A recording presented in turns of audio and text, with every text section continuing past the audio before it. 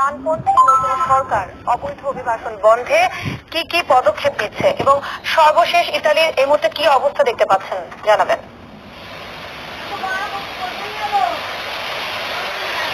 আপনাকে ধন্যবাদ। যেমনটি বলছিলেন, আসলে ইতালির রাজনীতিতে কিন্তু একটি বিষয় লক্ষ্য করা গিয়েছে।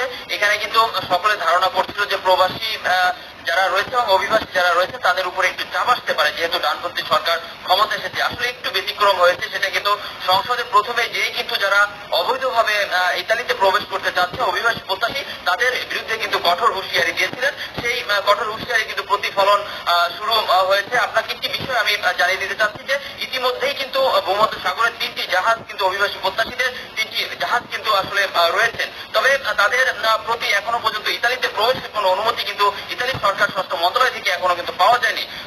পাশাপাশি তারা বলেছেন যে এনজিও গুলো এই